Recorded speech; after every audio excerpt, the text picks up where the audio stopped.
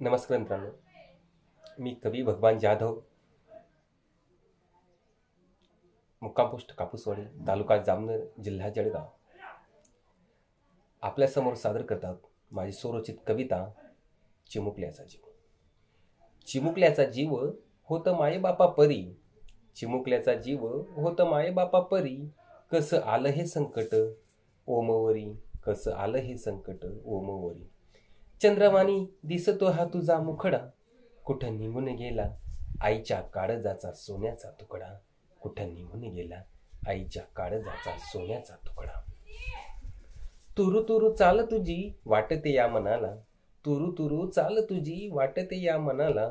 ओम तुझ्या परी जीवन कसं गुपित लपलंय, तुझे हसणे व बोलणे वरडणे कसे गालातल्या गालात मुरले.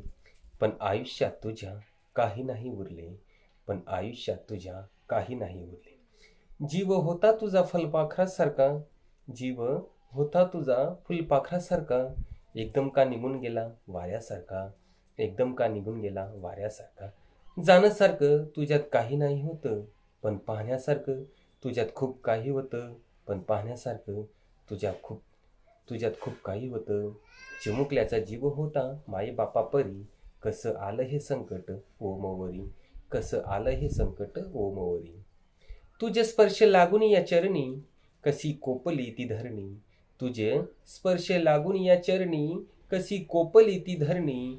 ज्या बडव्यांनी तुझला मारून टाकले तू झालास शहीद, पण ज्या बडव्यांनी तुझला मारून टाकले ते झालेस कैद, ते झालेस कैद.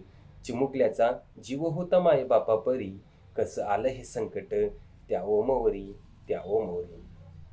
बघा मित्रांनो, 5 वर्षाचा मुलगा त्याची निर्घृणपणे हत्या करण्यात आलेली होती. यावर लिहिलेली मी एक छोटीशी कविता, माझी स्वरचित कविता. सत्य परिस्थितीवर माझी कविता आवडल्यास नक्की लाईक करा, सबस्क्राईब करा आणि शेअर करा.